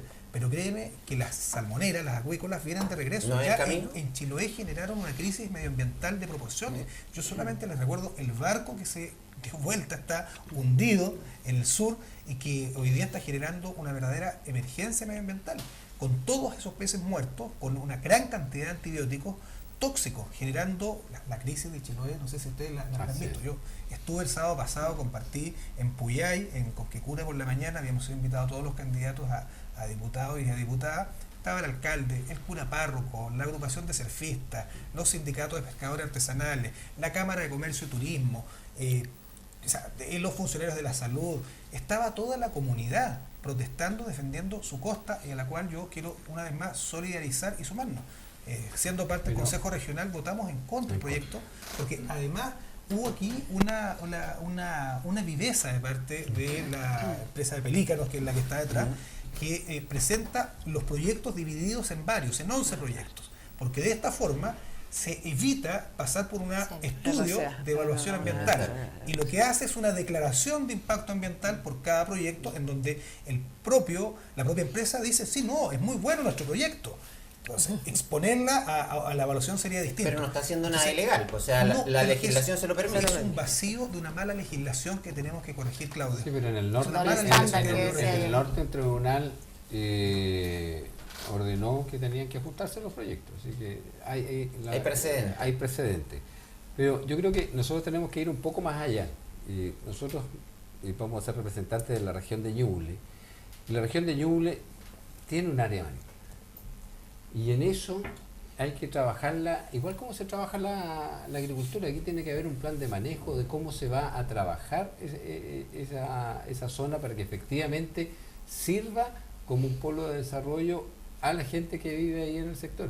O sea, no es solamente que mirar lo que significa la salmonera o lo que significa la pesca artesanal. El mar es mucho más que eso. Entonces, hay que tener una política para cómo vamos a trabajar esa área. ¿Pero qué le decimos, Gustavo, a esas familias que están sin trabajo, que sus progenitores, los encargados de la familia están sin trabajo? No esperemos que vamos a buscar un desarrollo. Necesitan comer ahora, necesitan hay medicamentos ahora. Están lo que son los microcultivos, donde son los propios habitantes de la comunidad las que van desarrollándolo, y ahí tiene que estar el Estado para desarrollar esa área. Hoy no se está haciendo nada, no existe ni siquiera la idea de hacerlo. Hacia allá tenemos que ir, y ahí es la responsabilidad que tenemos con la ¿cómo se llama? Lo que va a ser la Seremía de pesca, que tiene una responsabilidad fuerte. Tan incipiente el desarrollo marítimo de Ñuble, que las políticas de regulación del borde costero, de zonificación costera, de incentivos para las caletas, no llegan a Ñuble, se concentran en el Gran Concepción, Coronel, Penco, Tomé, Lirquén, y por tanto nuestra zona costera, que tenemos 3 comunas que tienen costa, que son Trehuaco, Cofquecura y Coelemu, han sido absolutamente rezagadas. Entonces, acá lo que necesitamos es inversión pública, que también promueva la inversión privada, pero sobre la base de las especies de la zona existente, y no estos especímenes exóticos, no son chilenos, para quienes nos escuchan, no son chilenos los salmones, y por tanto se tienen que adaptar a la temperatura, con diversos sistemas, se les genera antibióticos que en definitiva afectan la pesca de nuestra zona, donde está en la desembocadura del río Itata, está la principal fuente de la pesca artesanal de la actual región del Biobío. Vale decir, la región de Ñuble hoy día, lo que debemos ser capaces de promover es inversión. Y ahí, Claudio, está la respuesta a la generación de empleo. Inversión generada en torno al turismo, a la gastronomía, a los microcultivos, a las algueras, a los mariscadores. Pero esa gestión hasta ahora ha quedado solo en manos de los particulares y pequeños emprendimientos. Porque lo que decíamos, ha estado centralizada la toma de decisiones en el Gran Concepción. Y de hecho, y cuando digo Coelemu, Trehuaco y Cofquecura, de pronto hay gente que me corrige, me dice, ¿cuándo Trehuaco tiene costa? ¿Cuándo tienen costa? O sea, en Ñuble hay gente que no conoce nuestro litoral. Es que el territorio no es bastante grande. Y tenemos costa, y como digo, tenemos la principal fuente de peces en la desembocadura del Itata. Los voy a cambiar drásticamente de tema. Antes de irnos ya de la región definitivamente para tratar temas nacionales, que el comienzo de la ida de los temas. La educación. Tenemos una educación municipal en crisis. Nadie podría decir que no, cuando el liceo de hombres tiene 218, creo, 228 alumnos este año. Un colegio que está capacitado para recibir 2.000 y algo alumnos, tiene 218. Sin embargo, la reforma educacional solo se preocupó del lucro. No tuvo nada de calidad. Vemos que la educación sigue siendo municipalizada el patito feo. La educación municipal sigue teniendo los peores índices en las pruebas CIMSE, por ejemplo. No hubo nada al respecto, solo se preocupó del lucro esta reforma, de demonizarlo para acabar con él. Pero resulta que de calidad nada. ¿Hay que hacerle una reforma, esa reforma como lo plantea el candidato de ustedes? ¿O vamos por buen camino, Cristian? De hecho, hoy día la presidenta Bachelet promulgó la ley que pone término a la municipalización. Y es un proceso que va a ser continuo hasta el año 2030. O sea, no puede ser de un día para otro. Tú sabes que se hizo municipal porque el Estado en sí no era capaz de manejarlo. ¿Cuál es el tema? ¿Según quién? ¿Cuál es el tema? Los estándares internacionales de medición. Los estándares internacionales de medición señalan que la educación chilena es una de las mejores de Sudamérica del mundo, Claudia. No. ¿En este momento? No, cuando se municipalizó la educación, pero por favor, la educación chilena pública era de estándar internacional. La educación municipal chilena, y que no es solamente de Chile, fueron organismos internacionales, Simón Manda, que dijo que Argentina, que Perú, que Bolivia, que Colombia, que Ecuador, y que Chile debía municipalizar la educación y la salud, los cementerios, entre otros. Y el problema de eso es que genera una inequidad, porque si Claudito, cuando niño, tiene la fortuna de nacer o ingresar a un colegio administrado por un alcalde preocupado de la educación, le va a ir mejor en la vida que si Margarita vive en una comuna donde al alcalde no le interesa la educación y cree que la educación es un cacho. Entonces, la educación debe ofrecer el mismo nivel, la misma calidad, la misma atención, sin importar el criterio o el liderazgo del alcalde. Debe ser garantizado por el Estado. Centralizarlo entonces no digo centralizado, son las agencias comunales, agencias regionales, en este caso se habla de las agencias locales de educación. No estoy hablando de volver a un Estado grande, con obesidad mórbida, como dije hace un rato. Puede ser un Estado descentralizado donde el énfasis tiene que estar dado en la calidad de la educación. ¿Pero por qué se hizo el acceso? ¿Pero por qué no se hizo nada en calidad en estos 4 años? Yo no quiero defender la reforma porque no es mi reforma, Claudio, y soy crítico de varios aspectos de ella. Creo que tiene elementos positivos como el fin de la selección, pero creo también que tiene varios errores. Yo por de pronto... ¿Es más positivo la tómbola que la selección? No, yo habría puesto el foco más bien en fortalecer la educación pública, más que meterme en esta etapa con la educación privada.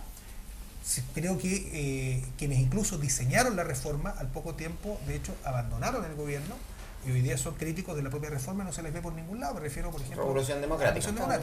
Entonces, no soy yo el más indicado para defender la reforma, solo digo que el fin de la municipalización creo que es una buena noticia, es un buen paso. La ley que hoy día ha firmado la presidenta va a tener en orden a tener una educación más equitativa sin afectar el sesgo del alcalde. Imagínate el sostenedor que lo vamos renovando cada 4 años por voto. Entonces eso no es serio para la educación pública. Yo creo que este híbrido te que quiero, tampoco perdón, es la forma. voy a seguir con Gina porque ella sí debiera defender esta reforma, es su gobierno, pero Cristian, en la educación, hoy en día la educación bajo los estándares internacionales sigue siendo una de las mejores en Latinoamérica, la educación hoy en día, pero no precisamente la municipalidad. No, a eso me refiero, no, claro. No precisamente la municipalidad. Gina, tu gobierno dijo no al lucro y sí a la calidad de educación, pero en 4 años no hizo nada al respecto con la calidad de educación. Al contrario, ha sido mucho más pequeñeciendo el sistema municipal y prohibiéndole a los ciudadanos seguir invirtiendo en educación con estos criterios nuevos de la Superintendencia de Educación. O sea, se le ha puesto trabas por todos lados para no seguir capacitando a los profesores, etcétera. ¿Te haces cargo de eso tú, Gina? No, no me hago cargo en lo absoluto, porque como te digo, yo no creo en este híbrido que hoy día se está creando.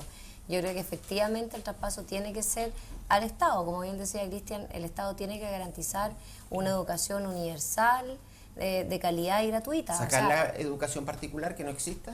No, mira, si yo no sanciono y no es por un tema ideológico que diga, no, esto tiene que ser público y de calidad y gratuito y universal. No, sino que quien quiera lucrar con la educación y quiera tener sus colegios privados, que los tenga. Si en eso yo no tengo problema. Pero sí tenemos que como Estado propender a que la gente que no tiene acceso y no puede pagar una educación privada, ¿cierto?, pueda tener las mismas igualdades, como decía Cristian, naciendo en una comuna o en el centro de Chile, que es Santiago. Entonces, en ese sentido yo creo que, como te digo, yo no este tema de los híbridos yo no me los cuento, porque yo creo que seguir lavándose un poquito las manos, ¿cierto?, y dejar un poco en tierra de nadie un poco el tema de la educación, y a mí me parece gravísimo, porque la educación es uno de los derechos esenciales que hay que recuperar, ¿cierto?, como ciudadanía, como bien decía Cristian, a lo que teníamos antiguamente. Si es verdad, si nosotros teníamos altos estándares de educación en Chile.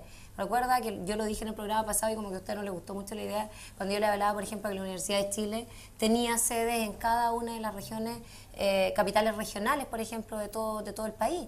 Y eso era porque había una mirada también de cómo se hacía la educación distinta. Tenían todos la misma posibilidad de educarse. Mi padre, por ejemplo, estudió acá en la universidad, él es docente, profesor. Estudió acá en la sede que tenía la Universidad de Chile en Chillán y es un tremendo docente, es uno de los viejos antiguos, ¿cierto?, que se educó con la educación pública donde no pagaron ni uno. Y eso es lo que hay que recuperar. Gustavo, tu candidato dice que el copago sigue siendo una buena idea, que cuando un padre, un apoderado, contribuye con 500 pesos incluso, se involucra más en la educación de su hijo. ¿Resiste algún análisis de eso? Te explico mejor. Si yo no pago, ¿no me involucro? No veo que sea muy sostenible esa afirmación. Yo voy a hablar como padre primero. Yo como padre siento que cuando uno le entrega la educación a su hijo y hace un sacrificio adicional, se siente mucho más partícipe de la formación de ese niño. Eso no quiere decir que aquel que no tiene la capacidad para hacerlo no sienta a lo mejor lo mismo que yo, pero porque también hay un sacrificio de levantarse, de ir a dejarlo al colegio, y hay una infinidad de factores que influyen. Pero eso es pero yo creo que ayuda sin copago. Sí, pero yo creo que ayuda más a lo mejor al yo interior, es decir, que yo estoy pagando parte de la educación de mi hijo. Pero yo creo que, y comparto en parte lo que tú mencionabas respecto a esta reforma. Recién hablábamos de la descentralización. La descentralización en educación pasó por la municipalización, para que no dependiera toda la educación del gran ministerio, que era finalmente el que pagaba cuotas políticas a través de los puestos de trabajo que se le daban, y recordemos que había una época donde a los profesores se les hacía firmar por un partido político para poder entregar la docencia. Entonces, todos los sistemas tienen sus pros y sus contras. yo creo que el fracaso que ha tenido este gobierno en todos los aspectos, el más fuerte ha sido en la reforma educacional. O sea, hay que hacerle una reforma a esta reforma. Absolutamente. Si aquí no se ha entrado al aula, los niños de ahora son absolutamente diferentes a los de ayer. Nosotros tenemos que modernizar la educación, pero eso pasa por modernizar la educación desde el aula a los propios profesores. O sea, ¿qué profesores estamos formando? ¿Con qué formato los estamos formando hoy en día los profesores? Es con el mismo de hace 20 años atrás. Entonces, tenemos que hacer una reforma más profunda, preocuparnos de lo relevante. La educación prebásica, por ejemplo, es ahí donde tú comienzas a disminuir las desigualdades de la cuna. Cuando tú logres tener la cobertura necesaria, hoy día hay más de 140.000 niños que todavía no tienen acceso a la educación prebásica. El aprendizaje mayor del ser humano es en la etapa de la educación prebásica, y por eso es que ahí donde tenemos que poner el mayor énfasis. ¿Qué se hizo aquí? ¿Qué hizo este gobierno? Trató de dejar tranquilos a aquellos que salían a marchar, que salían a protestar, que quieren educación gratis. Eso... Pero no se hizo cargo del problema. No se hizo cargo del problema. Señora Margarita, el Colegio de Profesores ha reclamado que ellos no han sido escuchados, que no han sido parte real de esta reforma. ¿Cree usted que pasa un poco por eso también que está tan al debe esta reforma educacional? Es muy posible. Yo la verdad que no soy experta en eso, pero sí creo que a todo nivel pasa que en general los entes que participan en una reforma no son considerados. Si pasa lo mismo que en la agricultura, debe ser así. Porque a mí me ha pasado como agricultora que no he sido considerada para reformas que se están aplicando en hablemos la reforma del Código de Agua. Entonces, siento que debe ser exactamente igual. Yo creo que una de las cosas que pasa en las cámaras de diputados y senadores que muchas veces no se considera y no se hace desde las bases las modificaciones como tiene que ser. Claudio, yo quiero sí sacar la cara en algo sí, por este proceso. O sea, yo creo que igual es tremendamente importante que hoy día por lo menos podamos avanzar en un 40% de gratuidad también en la educación, ¿cierto? Para aquellas familias que están dentro de los quintiles más bajos. Por lo tanto, obviamente hay que avanzar a la totalidad, que ya yo creo que el inicio por lo menos es una gran conquista social. Sí. Así que podemos destacar, y yo de verdad que lo digo con harto orgullo, porque eso es... Eso de la enseñanza superior, no habíamos centralizado. Debemos centralizar en la educación superior, el problema hay que mejorar la base. Yo creo que la gente que puede pagar, los parlamentarios pueden pagar la educación de sus hijos. Entonces, y así como muchos chilenos, entonces, ¿por qué dicen no? Para que sea un 100%, no centremos nuevamente el tema en la universidad. ¿Qué pasa con la educación técnica? Que eso es absolutamente necesario. Los países desarrollados, ¿qué es lo que han logrado? Disminuyen la brecha de ingresos entre los técnicos y los profesionales. Hacia allá tenemos que caminar, más que hacer soñar a todos con que tenemos que ser universitarios. Si no todos tenemos las capacidades para ser universitarios. Estoy de acuerdo con Gina, perdón Gina, para complementarte. Yo creo que aquí hay un esfuerzo y hay educación gratuita, pública, el nivel prebásico, básico y medio. Lo que tenemos que complementar hoy día es la calidad de la educación. Pero ¿qué pasa después de todo este proceso cronológico y poder aspirar a la educación superior, sea en un centro de formación técnica, en el instituto profesional o en la universidad? Porque sí necesitamos profesionales y también técnicos, pero deben ser gratuitos, porque no tiene que ver con el nivel de ingreso del padre. El padre, claro, puede pagar, pero el derecho a la educación no es un derecho del padre, es un derecho del hijo y de la hija. Y la familia que más ingresos tiene contribuye a esa formación a través de una carga impositiva tributaria más grande, paga impuestos más altos y por tanto con esos impuestos contribuye a la educación del resto. Pero yo no conozco ningún niño rico, son sus padres. El derecho a la educación tiene que estar garantizado por las capacidades, por las condiciones personales de cada niño y niña, de cada joven, y no por la capacidad de pago de los padres, porque lo contrario vemos, y ayer en la mañana conversaba con una funcionaria administrativa, gana alrededor de 600.000 pesos, su marido gana más o menos lo mismo, 1.200.000 entre los dos, 3 hijos, su hija no accedió a la gratuidad universitaria porque están catalogados al mismo nivel de ingresos que Piñera o Farca o Luxig. O sea, eso es una brutalidad. Claramente tenemos que revisarlo y por eso yo también, Gina, estamos de acuerdo. Lo que va a ser una brutalidad va a ser, si no me voy ahora a un corte comercial porque el director me va a cortar la cabeza. Vamos con Radio El Sembrador y Canal 21, una pausa y ya regresamos.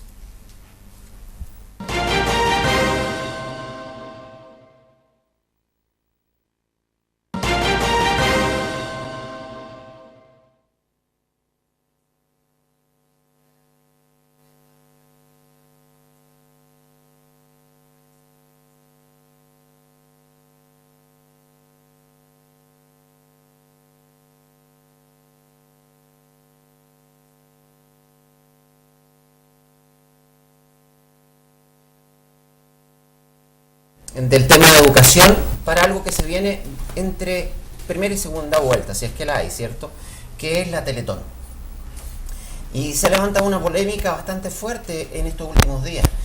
Alberto Mayol, que es el candidato a diputado del Frente Amplio, cuestionó los 4.000 millones que dio la familia Lutz en la Teletón pasada, diciendo que en el fondo lo único que estaba haciendo era las ganancias que tenía el Banco Chile por lo que recibe de la Teletón, devolviéndose a la Teletón. O sea, no hacía ningún aporte, porque él sacó un cálculo matemático bastante extenso para llegar a la suma de los intereses que gana prestando el dinero a la Teletón, son alrededor de 4.000 millones.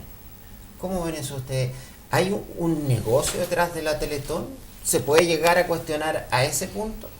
¿Y qué harían ustedes para que no tuvieran que todos esos niños que se atienden y personas adultas también depender de la buena voluntad una vez al año de las personas para poder seguirse atendiendo? Yo creo, si me permite, 3 temas. El primero, que la Teletón cumple una importantísima función, insustituible. Yo creo que reconocer la labor que desarrollan, son muchas. Yo conozco familias que atienden sus hijos desde pequeños en la Teletón. En Concepción ya queremos un centro de rehabilitación de Teletón también en Ñuble, porque acceder a Concepción, en muchas localidades rurales, llegar a Chillán y luego a Concepción es complejo. Pero hay un negocio encubierto. Ojalá lo tuviéramos. Primera reflexión, felicitaciones por la loable labor de la Teletón. Segunda, no es tan cierto que solo dependa una vez al año de la solidaridad de las chilenas y chilenos, porque también en el gobierno anterior de la presidenta Bachelet se determinó el aporte desde los servicios de salud, en donde anualmente se le entrega un aporte desde los servicios de salud para el funcionamiento operativo de Teletón. Y lo tercero, que hay una solidaridad de corazón de muchas familias que uno los ve hoy día, que pintan sus autos, sus casas, pequeños que hacen colectas. Pero la pregunta de fondo, esa solidaridad yo la felicito y la valoro. ¿Hay negocio? Pero hay negocio detrás, por cierto que lo hay. Y hay grandes empresas, como el vuelto que se dona en los supermercados y otras tantas que sirven precisamente para hacer negocio con una causa tan bonita. Pero por eso yo lo quiero separar, no culpo a la Teletón, sino que a quien en forma inescrupulosa pueda querer hacer un negocio con una labor tan bella y necesaria como la Teletón. Por eso separo las aguas, Claudio. Pero yo creo que hay gente que se aprovecha, por cierto. Yo creo que es fundamental mantener el espíritu que tiene la Teletón. La Teletón genera a nivel nacional un espíritu solidario. ¿No era el momento de criticarla ahora? Lo que pasa es que siempre hay gente que ha chaqueteado todas las donaciones de los grandes grupos económicos. Porque si uno lo ve simple, Luxig tiene la libertad de hacerlo o no.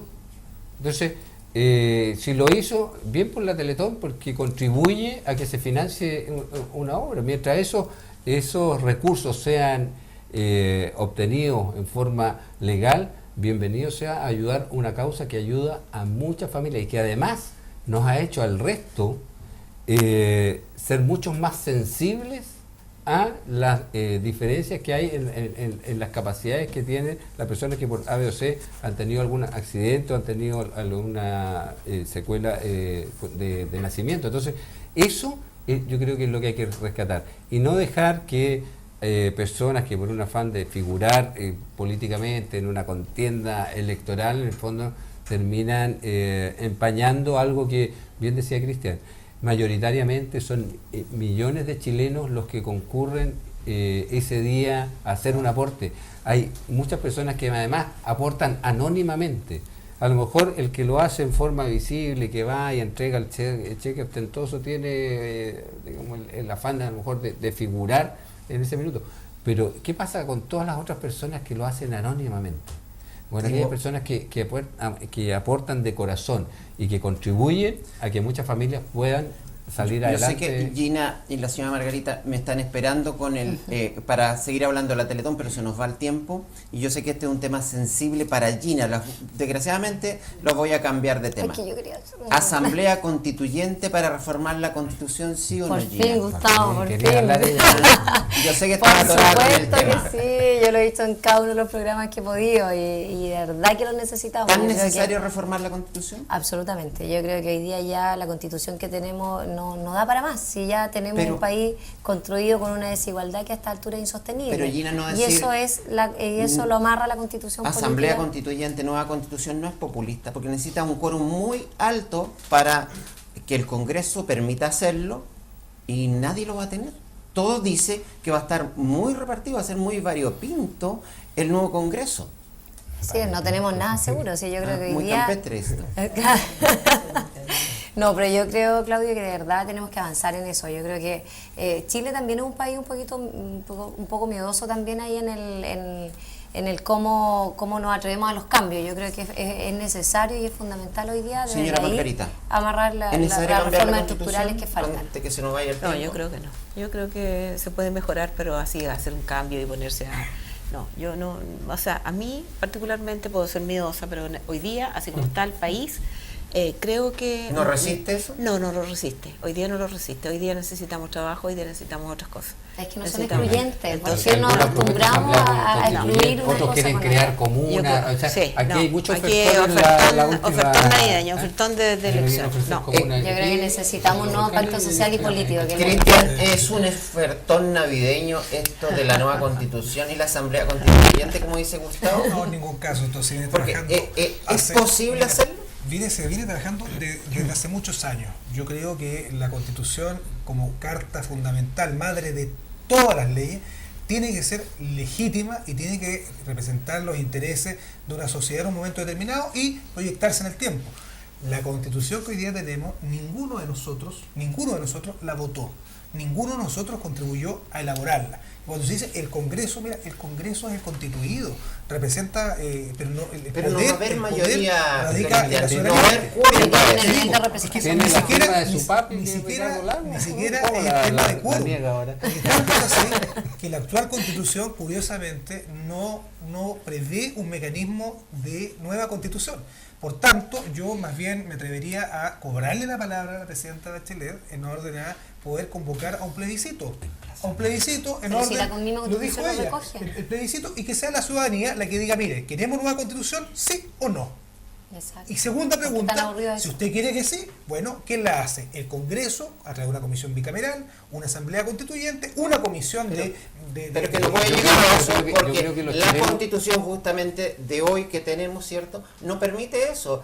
Ese plebiscito no va a ser incumbente. Legalmente no puede Por eso- serlo. por Por La eso Constitución eso no te lo digo, reconoce. te tienes que Por eso que enfrentar es al Congreso, posible- le guste o Lo que no. los chilenos necesitan es que les solucione sus problemas del día a día. Ah, eso ya Los es problemas populismo. que tienen ahora. Eso- No, eso es no, populismo. Más de la Que por del ¿Cómo hace decreto, populismo? por el Sale a la simple calle y decreto dice de lo que dice la todo Constitución les va a cambiar la vida, eso es populismo. O sea, es si populismo. vamos a legislar, vamos al Parlamento a legislar. Si hay que Mira, modificar la Constitución, modifiquémosla. Pero de ahí a que haya otra institucionalidad, ¿para qué ahora están los Claudio, parlamentarios entonces? cuando Mejor nos hablamos vamos para la casa. el tema No No de la... postulemos al de la- Parlamento si de- queremos de- asamblea constituyente. Son excluyentes eso es para mí. populismo, porque la forma de resolver los temas no es con parchecitos, con parches curitas.